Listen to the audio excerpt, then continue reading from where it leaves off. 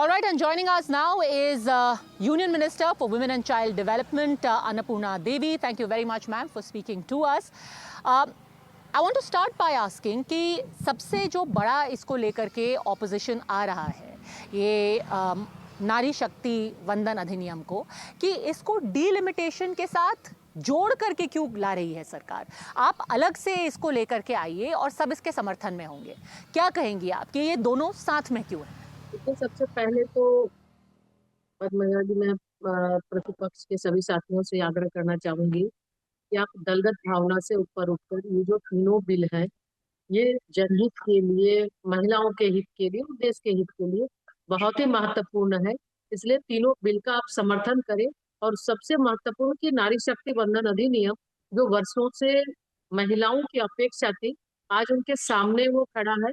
आज महिलाएं ये जो उनकी डिमांड थी उसके अनुसार अब उन्हें लग रहा है कि अब ये बहुत सामने में रहा है कि अब हम भी लोकसभा में और राज्य के विधानसभाओं में पहुंच उपस्थित हो सकेंगे। तो आप कृपया इसे पारित करने में सहयोग करें और सर्वसम्मत से इसको पारित कराएं। अच्छा, और इसमें मैम ये सबसे बड़ा बात ये भी है कि आपके पास इतना वक्त था, आप इसको 2024 में भी ला सकते थे, 2025, पर अभी जब चुनावी सरगर्मी जोरों पर है, सब जैसे कि जो 4 राज्य में चुनाव हो रहा है उनके सांसद कह रहे हैं कि हम अपने अपने प्रदेशों में बिजी हैं, खास तौर पर अभी जहां पर पोलिंग नहीं हुई है, तमिलनाडु और पश्चिम बंगाल के अंदर। वो कह रहे हैं कि चुनाव के बीच में लाने की क्या जरूरत है, क्या इसका चुनावी फायदा उठाने के लिए ही ये टाइमिंग चूज की गई है?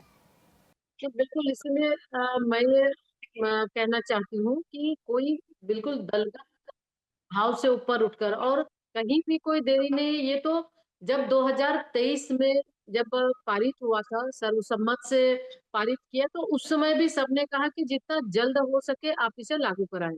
तो उसको भी ध्यान में रखते हुए ये पहल माननीय प्रधानमंत्री जी ने की है। और लगातार माननीय प्रधानमंत्री जी के द्वारा नारी शक्ति वंदन अधिनियम के तहत महिला सशक्तिकरण को आगे बढ़ाने के लिए, महिलाओं को आगे बढ़ाने के लिए लगातार प्रयास हो रहे हैं और हर क्षेत्र में आप देख रहे हैं कि महिलाएं आगे बढ़ रही है। तो इसलिए हम ये कहना चाहेंगे कि कोई देरी नहीं, बिल्कुल बहुत दिनों से जो इंतजार था अब वो पूरा होने का वक्त आ गया है। तो इसलिए आप सभी प्रतिपक्ष के साथी मिलकर इसे पूरा करें।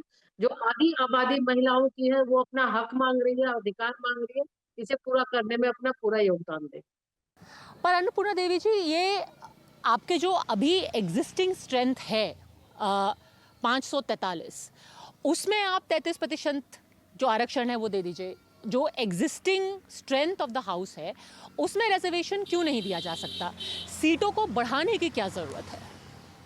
देखिए, सब इस में जैसे एक एक तरफ प्रतिपक्ष के द्वारा जो की सीटें कम हो रही है जनसंख्या के आधार पर, तो बिल्कुल स्पष्ट रूप से आज ये बिल पेश करते समय हमारे माननीय मंत्री लॉ एंड जस्टिस मेघवाल जी ने भी स्पष्ट रूप से ये कहा है कि कोई भी सीटें कम नहीं होंगी, बल्कि अभी जो सीट है उनके उससे 50% और बढ़ेगा।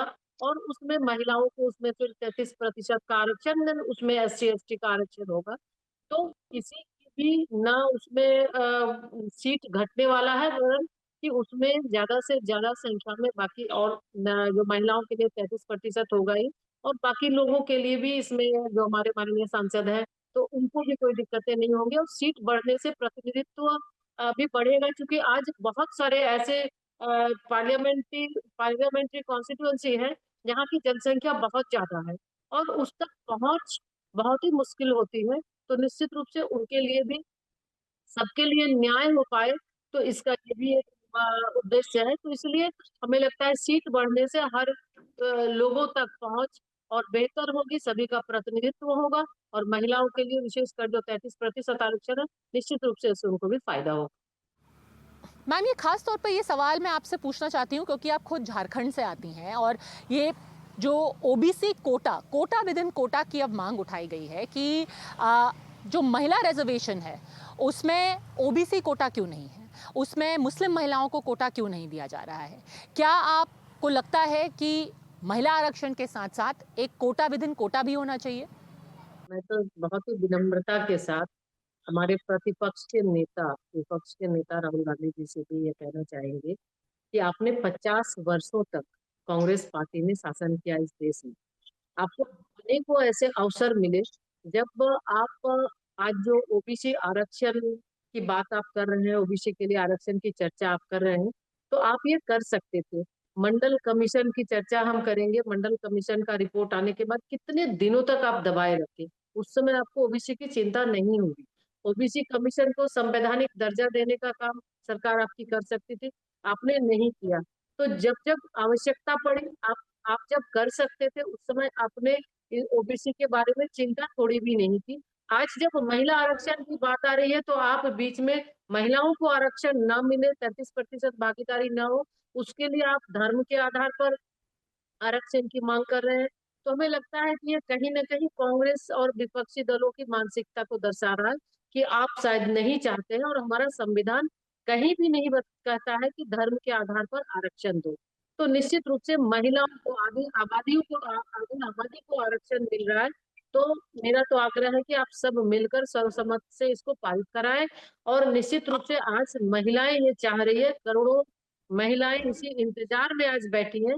आज वो पार्लियामेंट का जो सत्र चल रहा है, वो टकटकी निगाहों से देख रही है कि आज उनका जो हक है, जो 3 दशक से पहले से जो वो मांग रही थी, आज ये पूरा होगा। तो इसलिए हम उनसे कहना चाहेंगे, दलगत भावना से ऊपर उठकर बिना तुष्टिकरण के इस आरक्षण, 33% आरक्षण महिलाओं का जो अधिकार है, आप उसको दे, और कहीं भी उसमें कोई और तुष्टिकरण की नीति अपना।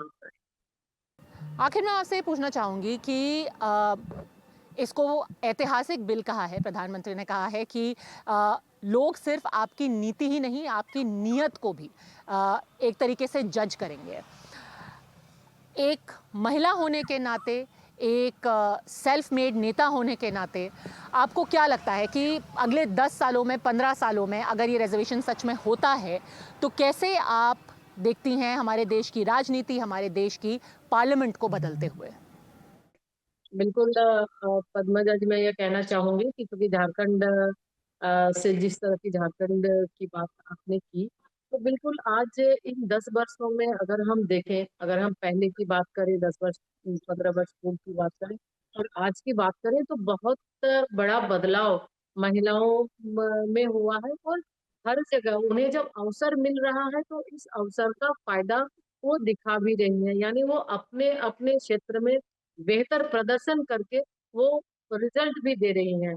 तो निश्चित रूप से आज सामाजिक भागीदारी मिली है, आर्थिक भागीदारी मिली है, और अब राजनीतिक रूप से जब उनको भागीदारी मिलेगी, तो जो देश का सर्वांगीण और सर्वोत्तम हित हो सके, उस पर हमारी महिलाएं काम करेंगी। और जो माननीय प्रधानमंत्री जी का संकल्प विकसित भारत का है, उस विकसित भारत के संकल्प को भी सिद्धि तक पहुंचाने में, यानी नीति निर्धारण से लेके देश को और आगे बढ़ाने में वो अपनी महत्वपूर्ण भूमिका निभाएंगे। जी, अन्नपूर्णा देवी जी, हमसे बात करने के लिए बहुत बहुत धन्यवाद। As the women and child development minister speaking to NDTV.